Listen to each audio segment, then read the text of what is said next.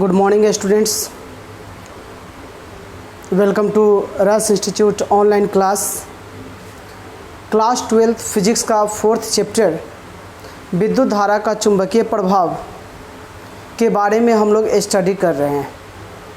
पिछले video class में हम लोगों ने ये डिस्कस किया था कि दो धारावाही चालक तार है, सीधा धारावाही चालक तार है, दोनों तार एक दूसरे के समांतर है और दोनों से धाराएं प्रवाहित होती है। तो एक तार दूसरे तार पर बल आरोपित करती है, वह बल की दिशा क्या होगी, उसका परिमाण क्या होगा, ये हम लोग पिछले वीडियो में देख चुके हैं। उसमें दो कंडीशन लिया गया था कि धाराएं एक ही दिशा में प्रवाहित होगी तो बल आकर्षण का होगा या प्रतिकर्षण का होगा, और जब दोनों तार से धाराएं विपरीत दिशा में प्रवाहित होगी तो उस स्थिति में दोनों तार एक दूसरे को आकर्षित करेगा या प्रतिकर्षित करेगा, अर्थात उस पर आकर्षण का बल लगेगा या प्रतिकर्षण का बल लगेगा। तो ये सब हम लोग पिछले वीडियो में देख चुके हैं। आज की क्लास में हम लोगों का टॉपिक है चुंबकीय क्षेत्र में धारा लूप पर बल आघूर्ण, टॉर्क जिसको हिंदी में क्या कहा जाता है, बल आघूर्ण। तो बल आघूर्ण और बल, ये दोनों में अंतर क्या है, इसको पहले समझ लीजिए।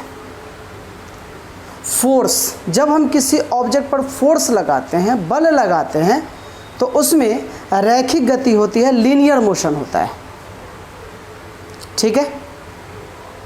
लेकिन जब हम किसी ऑब्जेक्ट पर टॉर्क लगाते हैं, जब उस ऑब्जेक्ट पर बल आघूर्ण कार्य करता है, तो उसके कारण उसमें घूर्णन गति होती है, रोटेशनल मोशन होता है। तो आज हम लोग यही पढ़ने वाले हैं कि टॉर्क लगाएंगे किसी लूप पर, ठीक है, उस लूप से करंट प्रवाहित हो रही है और उसे हमने एक चुंबकीय क्षेत्र में रखा है, तो उस लूप पर टॉर्क लगेगा और उस टॉर्क के कारण वह घूमेगा, घूर्णन करेगा।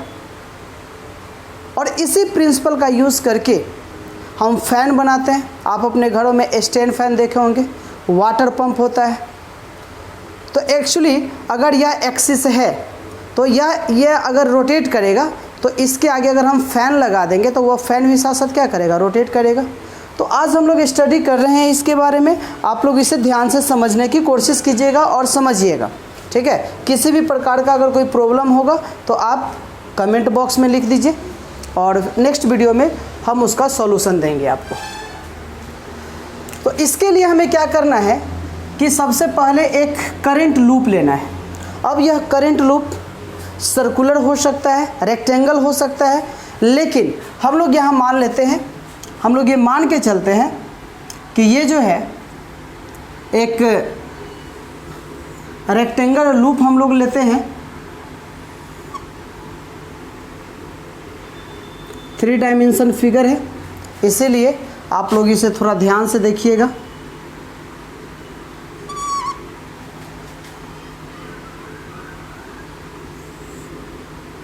ये ठीक है, और इस पर हमने क्या किया है, कॉइल को लपेट दिया है ना।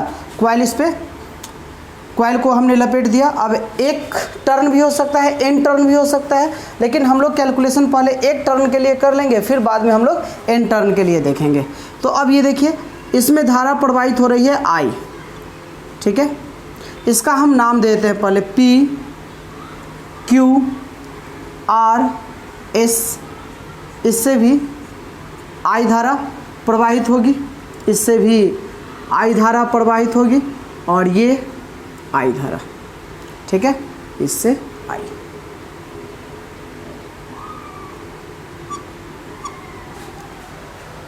हमें क्या करना है कि ये जो रेक्टेंगल है ना, रेक्टेंगुलर लूप है, इसे मैग्नेटिक फील्ड में रखना है। अब मैग्नेटिक फील्ड क्रिएट करना दो तरीक़ा से हो सकता है यह काम। या तो आप बार मैग्नेट रख दीजिए या फिर सर्कुलर कॉइल रख दीजिए, और एक सर्कुलर कॉइल को आप नॉर्थ पोल बनाइए और दूसरे को साउथ पोल। या फिर अगर हम चाहें तो यहाँ से बार मैग्नेट का भी प्रयोग कर सकते हैं। सपोज डैट कि यह आपका नॉर्थ पोल है और यहाँ पर जो है ये है आपका साउथ पोल, ठीक है, ये नॉर्थ पोल है और ये क्या है, साउथ पोल है। तो आप समझ रहे होंगे कि ये जो डायरेक्शन होगा, ये डायरेक्शन जो होगा वह मैग्नेटिक फील्ड बी का होगा, ठीक है। ये डायरेक्शन मैग्नेटिक फील्ड का है, ये वाला डायरेक्शन ये, ठीक है, ये डायरेक्शन मैग्नेटिक फील्ड का है। अब ये जो रेक्टेंगुलर कॉइल हमने लिया है, इस कॉइल को ज़रा समझिए। इसका जो साइड है PQ, ठीक है, तो इस PQ साइड में जो करंट प्रवाहित हो रही है ये ऊपर की ओर है, QR है। इसमें जो करंट प्रवाहित हो रही है वो अंदर की ओर है, ठीक है। और उसके बाद RS, ये वाला साइड में देख लीजिए करंट नीचे की ओर है और इसमें करंट जो है वह S से P की ओर है, ठीक है। और इसका एक्सिस अगर हम लेना चाहेंगे तो ये एक्सिस हो जाएगा, ये डॉट डॉट लाइन वाला जो हम दिखा रहे हैं आपको, ये इसका एक्सिस हो गया, ठीक है। अब यही एक्सिस पर अगर हम वाटर पंप बनाना चाहते हैं तो यहाँ वाटर पंप के लिए फ़ैन लगा देंगे। स्टैंड फैन बनाना चाहते हैं तो यहाँ पर अगर हम फ़ैन को कनेक्ट कर देंगे तो जैसे ये एक्सिस घूमेगा तो वो फ़ैन का काम करेगा। लेकिन अभी आपको केवल ये समझना है कि ये 4 साइड है, PQ, QR, RS और SP। ये चारों साइड पर जो फोर्स लगेगा वो फोर्स किस किस डायरेक्शन में होगा। तो मैंने आपको पिछले वीडियो में बताया था कि अगर करंट कैरिंग कॉइल है उस पर फोर्स का डायरेक्शन निकालना है तो इसके लिए आप फ्लेमिंग के बाएं हाथ का नियम लगाइए। इसके लिए बाएं हाथ के 3 उंगली मध्यमा, तर्जनी, अंगूठा को परस्पर लंबवत फैलाइए, ठीक है।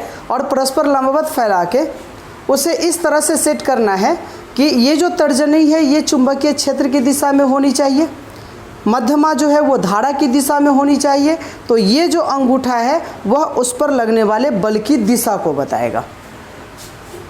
अब यहाँ से हमने क्या किया कि एक इसको भाषा में कैसे लिखेंगे पहले वो देख लीजिए। माना कि PQRS एक आयताकार धारा लूप है जिससे I धारा प्रवाहित हो रही है। इस लूप की लंबाई यहाँ से यहाँ तक, इसकी जो लंबाई है इसको हमने L ले लिया है और यहाँ से यहाँ तक जो इसकी चौड़ाई है इस चौड़ाई को हमने B ले लिया है, ब्रेड्थ है ना। तो ब्रेड्थ के लिए हमने क्या किया है, चौड़ाई इसका B है और लेंथ L है। तो माना कि PQRS एक आयताकार धारावाही लूप है जिसे हमने एक समान चुंबकीय क्षेत्र B में रखा है। इस लूप की लंबाई L है, चौड़ाई B है और इससे प्रवाहित होने वाली धारा I है। उसके बाद अब हम लोग बारी बारी से इसके अलग अलग साइड पर भुजा पर लगने वाले बल के बारे में स्टडी करते हैं, ठीक है। तो ये तो हमारा हो गया फिगर के बारे में। भुजा PQ पर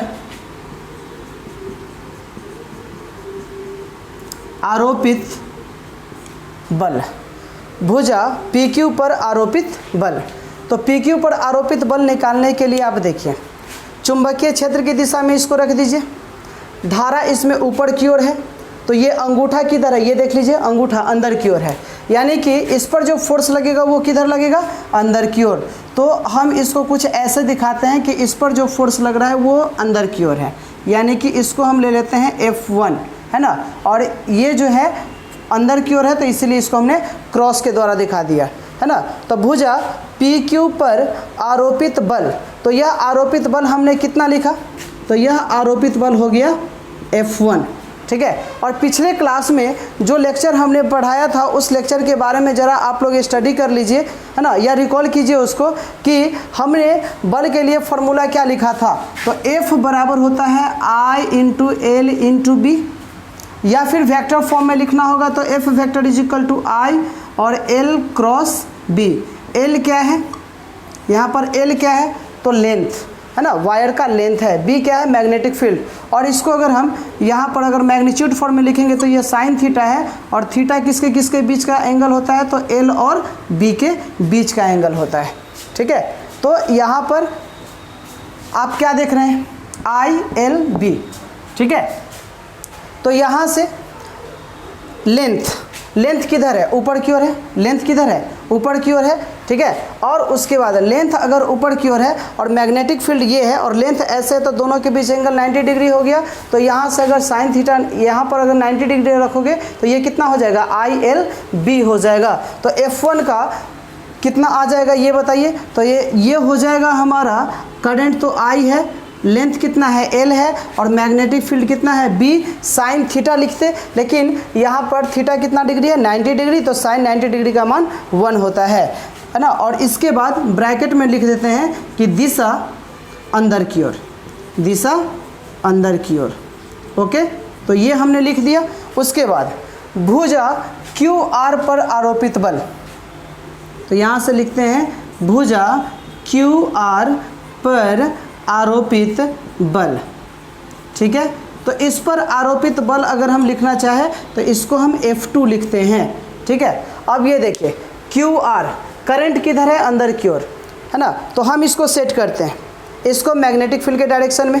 करंट किधर है, तो अंदर की ओर है, तो करंट है अंदर की ओर, करंट अंदर की ओर है, इसमें करंट अंदर की ओर है। तो ये देखिए ये किधर लग रहा है, नीचे की ओर, ठीक है। तो यहाँ पर जो फोर्स लगेगा ये फोर्स नीचे आएगा, ये ऐसे, ठीक है। तो इसका नाम देते हैं हम F2, ठीक है। तो F2 बराबर क्या हो जाएगा, तो ये हो जाएगा I, इसका लेंथ कितना है B, तो IB और यहाँ से कैपिटल B, है ना। दिशा नीचे की ओर, दिशा किधर है, नीचे की ओर, कंप्लीट। तो F1 F2 निकल गया। उसके बाद आगे हम लोग देखते हैं, ये लिखते हैं कि भुजा PQ हो गया, QR हो गया और RS, भुजा RS पर आरोपित बल, ठीक है, आरोपित बल। तो ये हो जाएगा F3 और F3 हो जाएगा I। अब ये देखिए इस पर जो बल लगेगा वह बल किधर लगेगा, ज़रा इसको आप देख लीजिए। तो जब हम ये वाला देखते हैं, है ना, तो करंट है नीचे की ओर, ठीक है, लेकिन मैग्नेटिक फील्ड यही रहेगा, करंट नीचे है, तो ये अंगूठा बाहर की ओर आया, यानी कि इस पर जो बल लगेगा वो आएगा ऐसे, ये F3 है ना, और बाहर की ओर है तो इसको डॉट के द्वारा दिखाएंगे। तो यहाँ से F3 ILB और लिखेंगे दिशा बाहर की ओर, दिशा जो है वह बाहर की ओर है, ठीक है। और भुजा, है ना, SP पर आरोपित बल, आरोपित बल F4। तो ये F4 कितना हो जाएगा, इसके बारे में देख लीजिए। तो F4 के बारे में हम लिख सकते हैं कि ये देखिए मैग्नेटिक फील्ड, ये करंट इधर, करंट का ये डायरेक्शन है, मैग्नेटिक फील्ड का ये है, और करंट का कौन सा डायरेक्शन है, तो करंट का डायरेक्शन है इसमें बाहर की ओर। तो ये करंट का डायरेक्शन बाहर की ओर लेंगे और ये मैग्नेटिक फील्ड है, तो अंगूठा किधर दिखा रहा है, ऊपर की ओर दिखा रहा है, यानी कि इस पर जो फोर्स लगेगा ये ऊपर की ओर लगेगा, है ना, ये F4 आ जाएगा। तो F4 बराबर क्या हो जाएगा, IB और कैपिटल B, दिशा जो है ऊपर की ओर, दिशा ऊपर की ओर। अब ये फिगर को जरा आप ध्यान से देखो और समझो।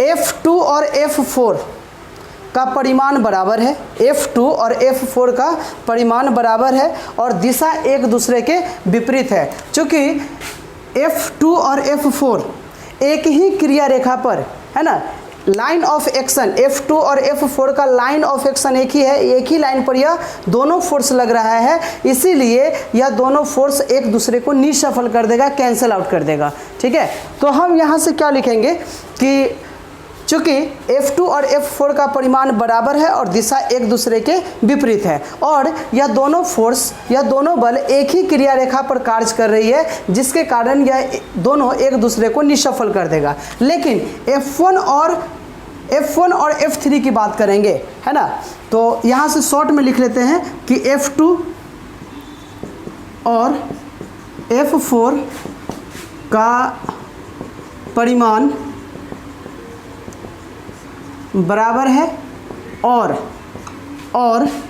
दिशा एक एक दूसरे के विपरीत है। चूँकि F2 और F4 एक ही क्रिया रेखा पर लग रही है,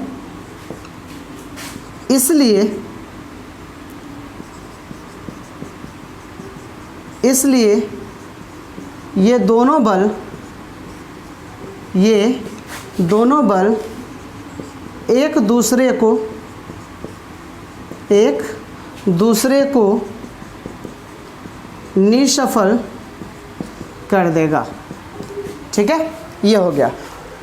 F1 और F3 परिमाण बराबर है और दिशा एक दूसरे के विपरीत है। ये अंदर की ओर है, ये बाहर की ओर है, लेकिन यह दोनों फोर्स अलग अलग लाइन पर कार्य कर रहा है। जैसे आप साइकिल चलाते हो तो आप हैंडल पकड़ते हो, तो एक फोर्स आप लगाते हो इस हैंडल पर, है ना, इस साइड पर, और एक फोर्स लगाते हो इस साइड पर। दोनों का फोर्स लगाने का लाइन ऑफ एक्शन क्या है, अलग अलग है। और जैसे ही आप उसको घुमाते हो, फोर्स लगाते हो, तो वो क्या होता है, घूम जाता है। तो अब आप देखिए, इस पर फोर्स लगाइए अंदर की ओर और इस पर फोर्स लगाइए बाहर की ओर, तो ये क्या होगा, ऐसे रोटेट करने लगेगा। तो जब यह रोटेट करने लगेगा, ठीक है, तो उसके बाद इसमें रोटेशनल मोशन, रोटेट करने लगेगा, घूर्णन करने लगेगा, अर्थात इसमें घूर्णन गति आ जाएगी। ठीक है, तो अब हम ये लिख सकते हैं यहाँ से कि F1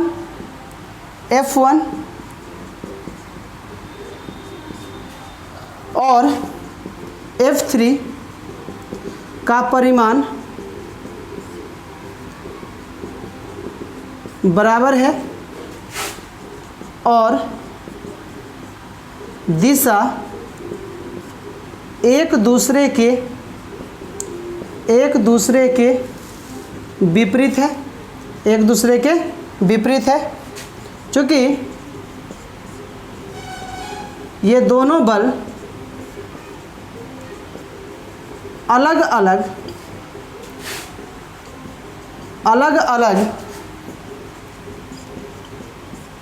क्रिया रेखा पर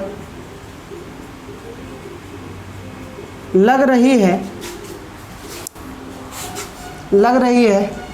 जिसके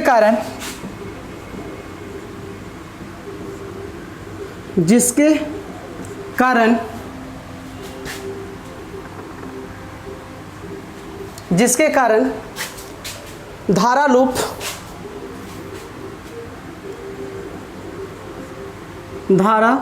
लूप में घूर्णन गति उत्पन्न हो जाएगी। जिसके कारण, है ना, धारा लूप में कौन सी गति, घूर्णन गति, यानी कि रोटेशनल मोशन स्टार्ट हो जाएगी, अर्थात वह एक्सिस के चारों तरफ क्या करने लगेगा, रोटेट करने लगेगा। ठीक है, तो अब सवाल ये है कि धारा लूप पर लगने वाला बल आघूर्ण क्या होता है। तो अब आप समझ रहे होंगे कि टॉर्क क्रिएट करने के लिए एक बल नहीं चाहिए, दो बल चाहिए, बल युग्म चाहिए। ठीक है, बल युग्म चाहिए, पेयर ऑफ फोर्सेस चाहिए। सिंगल फोर्स कभी भी टॉर्क उत्पन्न नहीं कर सकता है, उसके लिए डबल फोर्स आपको चाहिए, पेयर में फोर्स चाहिए। ठीक है, तो अब हम यहाँ से लेते हैं बल आघूर्ण। क्या लेते हैं, बल आघूर्ण। तो बल आघूर्ण बराबर होता क्या है, तो बल आघूर्ण को हम लोग टाउ से इंडिकेट कराएंगे। तो बल आघूर्ण बराबर होता है बल गुने बलों के बीच की लांबविक दूरी, यानी कि परपेंडिकुलर डिस्टेंस बिटवीन फोर्स। ठीक है, दूरी है लिखा हुआ, देखिए, बल गुने बलों के बीच लांबविक दूरी। अब अगर इस लूप को आप ऊपर से देखिएगा तो ये कैसे दिखेगा, तो हम केवल इसका ऊपर वाला साइड बना लेते हैं QR। तो ये साइड ऐसे है ना, यहाँ पर है ये Q, यहाँ पर ये क्या है, R। कंप्लीट। अब QR है, उसके बाद मैग्नेटिक फील्ड का कौन सा डायरेक्शन है, तो मैग्नेटिक फील्ड का ये डायरेक्शन रहा। ये डायरेक्शन किसका है, B वेक्टर का। उसके बाद इस कॉइल का एरिया वेक्टर बताइए, है ना। जैसे हमारे पास अगर एक कॉइल है, जैसे ये एक रेक्टेंगल कॉइल रहेगा, तो इसका एरिया वेक्टर जो बनाइएगा वो एरिया वेक्टर इस पर परपेंडिकुलर होगा, एरिया वेक्टर जो होगा वो इस पर क्या होगा, परपेंडिकुलर होगा। तो एरिया वेक्टर जो होता है वो लेंथ पर भी परपेंडिकुलर होता है और एरिया वेक्टर जो होता है वह विड्थ पर भी परपेंडिकुलर होता है। तो यहाँ पर जो एरिया वेक्टर होगा उस एरिया वेक्टर के बारे में आप देख लीजिए, है ना। तो ये एरिया वेक्टर ये यहाँ पर है ना। तो ये कौन सा वेक्टर हो गया, तो ये हो गया हमारा एरिया वेक्टर, ठीक है। अब ये एरिया वेक्टर है, मान लेते हैं कि किसी भी क्षण, है ना, एरिया वेक्टर जो है, इसका जो एरिया वेक्टर है वो किसी क्षण लूप जो है वह इस तरह से घूम रहा है कि इसका एरिया वेक्टर मैग्नेटिक फील्ड के साथ यह अल्फ़ा एंगल बना रहा है। कितना एंगल बना रहा है, अल्फ़ा एंगल बना रहा है, ठीक है। और सपोज डैट कि अगर यह अल्फ़ा है ना, और ये एंगल कितना हम ले लेते हैं, तो यह एंगल ले लेते हैं थीटा। यह एंगल कितना ले लेते हैं, थीटा ले लेते हैं। तो उसके बाद अब ये देखिए इस पर फोर्स किधर लग रहा है, तो इस पर जो फोर्स लग रहा है वो अंदर की ओर है, और ऊपर से देखिएगा तो ये फोर्स ऐसे जाएगा, है ना, ये ऐसे चला जाएगा। इस पर जो फोर्स लगेगा वह ऐसे आ जाएगा, ठीक है। तो यह फोर्स क्या है आपका F1 और यह फोर्स क्या है आपका F3, ठीक है। ये हमने ऊपर से देखने पर ऐसा बनेगा, इसके अनुसार से हमने फिगर बनाया है, ठीक है। अब ये दोनों के बीच परपेंडिकुलर डिस्टेंस निकालना है। ये जो डिस्टेंस है ये कितना है, तो यहाँ से लेकर यहाँ तक ये कितना है, तो ये है B, विड्थ है। तो ये हमने क्या लिया है, B लिया है। अब आप देख लो कि F1 का मैग्नीट्यूड हमने कितना लिखा था, तो F1 और F3 दोनों का मैग्नीट्यूड कितना है, तो F1 बराबर है F3 और ये है ILB, ठीक है। F1 बराबर क्या है, F3 है, और यह कितने के बराबर है, ILB के बराबर है, ठीक है। तो अब बल तो आपको पता है ILB, ठीक है। तो ILB आप तो लिख सकते हैं, लेकिन ये परपेंडिकुलर डिस्टेंस कैसे निकलेगा, तो अब ज़रा आप ध्यान से समझिएगा इसको। अगर यह अल्फ़ा है, ठीक है, अगर यह अल्फ़ा है और यह थीटा है, ठीक है, तो यह दोनों को मिलाकर अल्फ़ा प्लस थीटा यह कितना डिग्री हो जाएगा, 90 डिग्री हो जाएगा, है ना।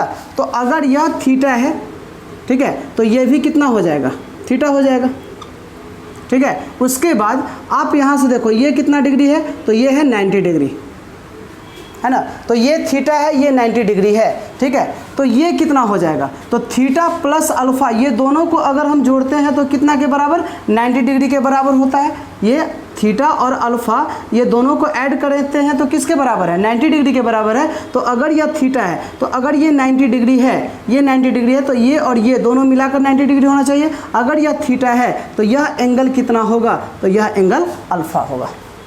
यह एंगल कितना होगा, अल्फ़ा होगा। तो मान लेते हैं, माना कि किसी क्षण लूप पर खींचा गया जो लंब है या एरिया वेक्टर जो है वह मैग्नेटिक फील्ड के साथ अल्फ़ा एंगल बनाता है। तो अब आप यहाँ से त्रिभुज QR और यहाँ से ले लेते हैं, मान लेते हैं कि ये हम ले लेते हैं M, क्या ले लेते हैं M, और ये जो ON यहाँ पर एक पॉइंट ले लेते हैं ON। तो ON जो है वो एरिया वेक्टर है, ठीक है, और इसको हम M ले लेते हैं। तो QMR में, ठीक है, हमें क्या निकालना है, ये वाला साइड निकालना है।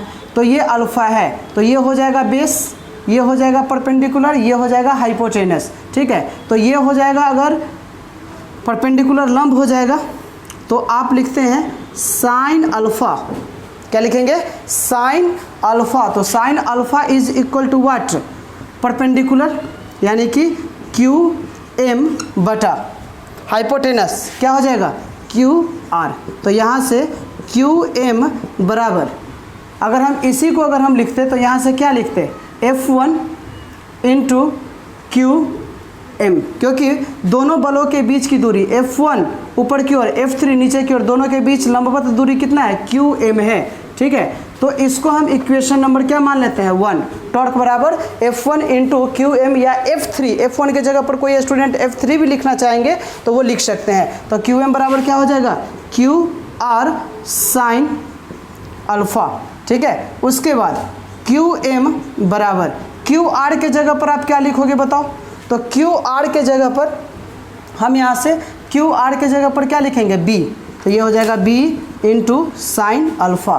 तो इक्वेशन नंबर 1 से आप लिख सकते हैं टॉर्क इज इक्वल टू, तो टॉर्क बराबर क्या हो जाएगा, तो यहाँ से F1, तो F1 और उसके साथ इंटू QM। अब दोनों का वैल्यू डाल दीजिए, तो torque is equal to tau is equal to क्या हो जाएगा ILB इंटू ये क्या हो जाएगा B साइन अल्फ़ा। ठीक है, तो यहाँ से I into L into B, तो अब आप यहाँ से क्या लिख सकते हैं, तो tau is equal to I तो लिख ही सकते हैं, L इंटू B हो जाएगा और उसके बाद कैपिटल B बाहर और इसके बाद साइन अल्फ़ा। लेंथ इंटू बिर्थ ये क्या होता है, तो लेंथ इंटू बिर्थ बराबर हो जाएगा एरिया। तो हम यहाँ से आगे का काम कर सकते हैं कि tau is equal to I into A into B और ये हो जाएगा साइन अल्फ़ा। तो ये तो हो गया हमारा मैग्नीट्यूड फॉर्म में। अब यहाँ पर अल्फ़ा जो है वो किसके किसके बीच का कोण है, तो अल्फ़ा जो है वह एरिया वेक्टर और B के बीच का कोण है। अगर हम इसको वेक्टर फॉर्म में लिखना चाहेंगे तो वेक्टर फॉर्म में टाउ I जो है बाहर हो जाएगा और A वेक्टर क्रॉस क्या हो जाएगा B वेक्टर। ठीक है, तो ये टॉर्क हो गया। तो अब आप यहाँ से देख रहे हैं कि I into A into B sine alpha, यदि फेरो की संख्या n हो, यदि फेरो की संख्या कितना हो n हो, तो टाउ बराबर क्या हो जाएगा, है ना। तो आप यहाँ से लिख सकते हैं टाउ इज इक्वल टू ये हो जाएगा n into I into A into B और उसके बाद साइन अल्फ़ा। ठीक है, तो धारावाही है ना लूप पर लगने वाला बल आघूर्ण के लिए ये हमारा एक फॉर्मूला बन गया। अब इसमें अब देख लीजिए जो भी टर्म है n क्या है, तो धारा लूप में फेरों की संख्या, I क्या है, तो धारा लूप से प्रवाहित होने वाली धारा का परिमाण, A क्या है एरिया, धारा लूप का एरिया, B क्या है तो मैग्नेटिक फील्ड, अल्फ़ा क्या है तो एरिया वेक्टर और B के बीच का कोण। तो इस तरह से ये हमारे लिए एक कैलकुलेशन बन गया कि किसी चुंबकीय क्षेत्र में अगर हम धारा लूप को रखेंगे तो उस धारा लूप पर बल आघूर्ण कितना लगेगा। ठीक है, तो आज के वीडियो क्लास में हमने ये टॉपिक के बारे में डिस्कस किया। तो आप सभी स्टूडेंट्स इस पूरे नोट को समझिए, इस कंसेप्ट को समझिए और हम लोग नेक्स्ट क्लास में एक नए टॉपिक के साथ मिलेंगे। ओके।